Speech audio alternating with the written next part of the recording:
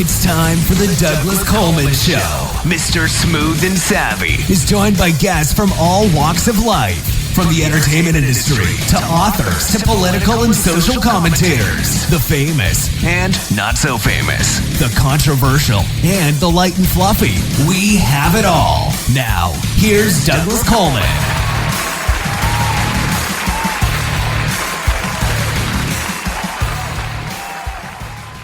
Okay, please welcome to the Douglas Coleman Show, Joel McKay.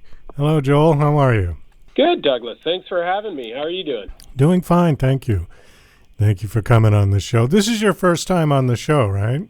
It is, yeah. So I'm in that lovely, nervous space of not knowing at all what to expect. Well, no worries. We try to make it as painless as possible for you.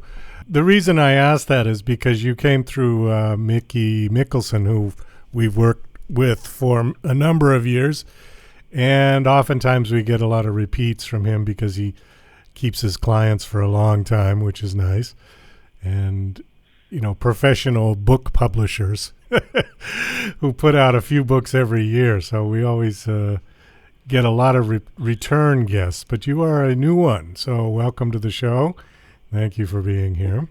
Well, thank you for having me. Like I say, it's good to be a new one. Hopefully I'll be a repeat customer in the future if I can, continue to write. Well, it looks like you've got a few books here. I'm seeing Wolf at the Door, and the one that we have the book cover for, It Came from the Trees. Is that the latest book? Yep. Yeah, it's the latest one. Yeah, out January 26th. Okay, out January 26th. Before we get to your writing, let me ask you a couple of questions about you, just so people get a little idea of who you are and what you do. It says that you're an economic development professional in British Columbia. What is an economic development professional? I was hanging out with a fellow economic development professional last night, and he described it to me as public sector sewer work, but you're not actually in the sewer. It just feels like you are.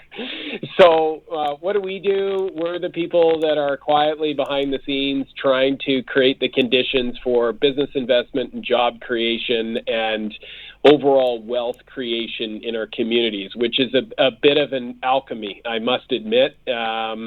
Economics is often described as the dismal science, and economic development is not necessarily economics. It's another few degrees removed from that. But largely what it looks like is professionals working to develop local area economies. And in my case, I oversee a funding organization. It's like a foundation, but we're focused on economic development for all of northern British Columbia, which is an area the size of France, and a very underdeveloped, and as you can imagine, pretty wild part of North America. And so our job is to get money out there working to create jobs in all the communities throughout northern BC. That's what I do. 9 to 5 and other hours as needed. Okay. Well, I must admit that I have never traveled in that area of the world, but I am going to make an assumption that you would have a large indigenous population up there, native population. Yeah, we do. Yeah. British Columbia is unique in Canada. We have more than 200 nations that call British Columbia home, and in northern BC, there are 89. So, I always figure 20-25% of our population is indigenous in this part of the world. And you know what? It makes for a really enriching environment to work in overall. There's a lot of history in this part of the world that a lot of people don't know about. So it's kind of a cool place to call home. Oh, definitely. And the scenery would be spectacular, I'm sure. You've got a lot of wildlife there. Mountains and lots of snow, I'm assuming as well. When it snows, it's unseasonably mild right now, so we don't have much on the ground in the city that I'm in, which is in Prince George right now. We have some, but it looks like Middle Earth, right? Like it's soaring mountain peaks, Rockies in the east, and in the west is the coast mountains, and you've got rainforests and rugged coastlines and glaciers and vast plains and forests. Yeah, it's stunning, and most people don't know that it's here. That Canada has a good ability to seem to mask that its natural beauty from the rest of the world. Most people think it's just a winter wasteland year round, and that couldn't be further from the truth. Well, I'm trying to think, since that I would assume that's a very sort of sparsely populated area. What type of jobs would you be trying to create there? I'm thinking fishing is going to be one of the major industries there, maybe logging, right? Yeah, no, you got it. Traditional industries are, on the coast, commercial fishing, in the interior, forestry, mining, oil and gas. So, we definitely do have an economy that is based still largely on extractive industries. So like any rural area in the U.S. or other parts of Canada, it's very similar. But actually in the town that I live in, it's Prince George, it's more of a government town. It's a service center. So we've got an incredible amount of public sector jobs, tech companies that are based here that support industry or do work abroad as sort of software companies. We also have a lot in transportation. Be it for the airport, the railway, or the highways. So fairly diverse right here in this city. But yeah, as you get out into the region, you're definitely more commodity-based. And so, a lot of our work around economic development is, this balance between trying to maintain this beautiful environment that we live in. We don't want to see that spoiled. And it's incredibly important here in BC. But at the same time, also, your assets are your commodities. And so how do you develop those in a way that's responsible and is beneficial for the people that call this region home? And so that's kind of the battle in economic development these days, is to not just, drill, baby, drill, because that doesn't always generate benefits. But how do you extract responsibly? And then how do you diversify these communities so that they're not riding the peaks and valleys of commodity prices that, so many small towns, whether it's here or it's in the Appalachians or it's in Texas, have ridden those peaks and valleys for so many years. Right. So when did you start writing? It looks like most of your work is fiction writing. Is that correct? Well, yeah. I mean, long story short, I started writing when I was 12 and decided I wanted to be a novelist and loved fantasy and scary stories. And so that hasn't changed in the last, 20 plus years. But, my parents and elders said, hey, like, good luck, making a decent income as a novelist. Maybe you should think about getting a university education. So I went into journalism. I've got a degree in journalism, and I was a journalist in Vancouver and in other communities in BC and Alberta. And that was sort of my main vocation. And I thought that if you got into journalism, maybe it would lead to a publishing career. You'd make contacts and stuff like that. Turns out that's completely wrong. That's not how it works, at least not in this country. And I ended up being a business journalist anyway, so I covered the commodities markets worldwide, and mining and oil and gas and forestry. And you can probably guess where this is leading. And so I did that for a few years, and then I fell in love with those communities, and so I moved north and got into economic development and got out of journalism. And it was only really when I got into economic development and changed roles where I wasn't writing every day that I felt the pull back to what I wanted to do when I was a kid. And so that was, 2018, 2019, I started doing coursework in fiction again to try and understand how to construct a story and write a story. It's so much different than journalism or academic writing or business writing. And then really started to write seriously in 2020. And so really the work that I've had out there, it's not a lot, but it's a result of just the last 3 years of trying to push it and see if I can realize on that dream that has never abated, despite the long and winding road to this point in time. Were all of your work, was it COVID inspired? I mean, did you have time to finally sit there if you were suffering from lockdowns or something like that? No, you nailed it. Yeah, that's exactly what happened. We had, so I oversee the organization that I work for. So, I had the job of transitioning an organization, that it was considered an essential service in the public sector here in British Columbia to a remote work situation through COVID. And we had some other challenges going on in this part of the world at the time with wildfires and floods and stuff. So So it was a trying time, and I ended up, like you say, like I was working in my basement office at home, makeshift, just, trying to manage all these things while cooped up in this house, and riding the anxiety of a pandemic and trying to transition a business into functionality in that space without, losing any momentum. And I needed an outlet. And, hey, turns out scary stories, pretty good outlet when you're stuck at home in front of the computer for, the better part of a year. And so Wolf at the Door was written right at that first, I think I started it in April of 2020, right pretty much when the lockdown started, and finished it within 5 or 6 weeks. And then I just never stopped. So, I was thinking about that earlier, like the pandemic, nobody's going to say it was a good thing because it wasn't, but there were some silver linings, at least for me, that came out of it. And this is one of them. Well, give us an idea about what your books are like. Is there a particular theme that runs through all of them?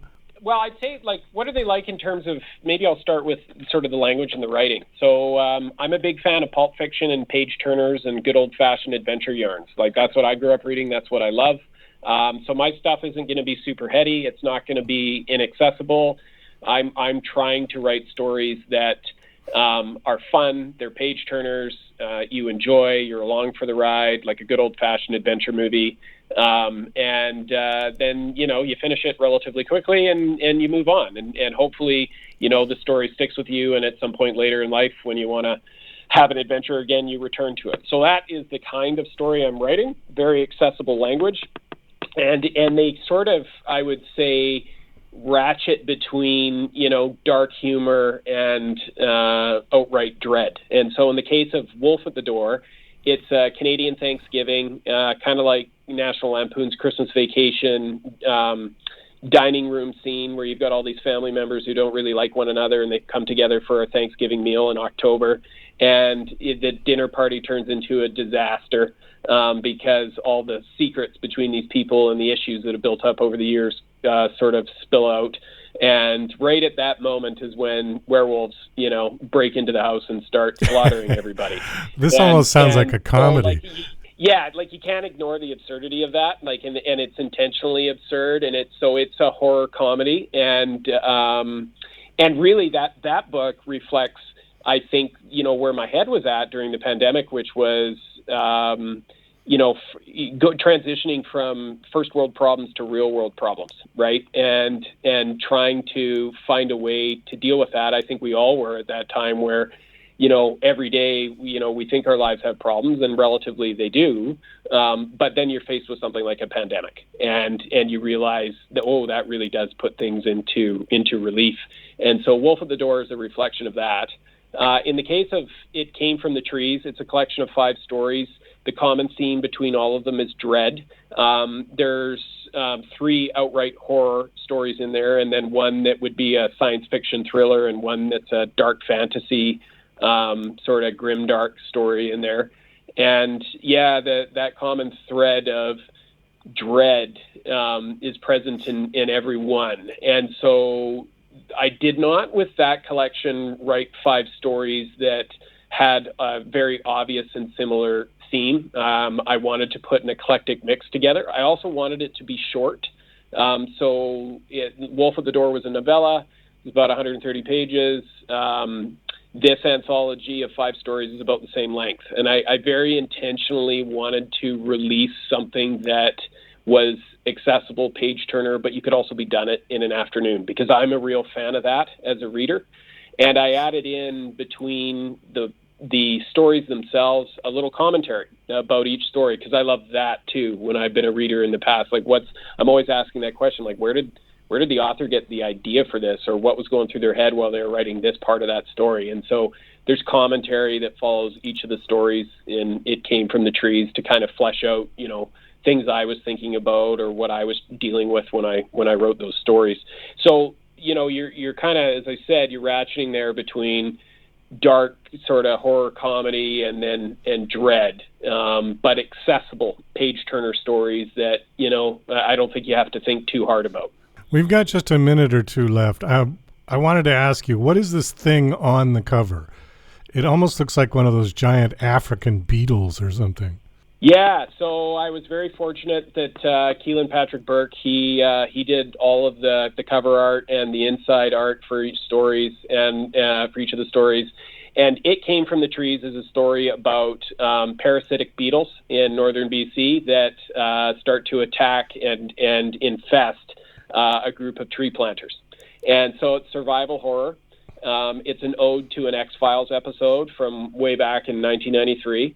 And that is a beetle. Okay. And so when I told Keelan what the story was and I needed cover art, that's what he came up with. And I love it. I think it really captures both the theme of that book as well as that first story in it. Well, it's hard to tell the size of the thing, from the book cover. But the one I was thinking about, I saw, I don't know, probably National Geographic's. I mean, the thing was the size of a small squirrel. It was enormous. Yeah, these beetles in the story aren't that big. They're more of a micro beetle, but I think for the purposes of that's hard to show on a cover, and I think for the purposes of this story, that beetle that we put on the cover there looks it captures it well. I hope that it gives people the willies. That's kind of the point here. Oh, it definitely does. It definitely works. All right. Well, you said the book comes out in January. What was it? 26?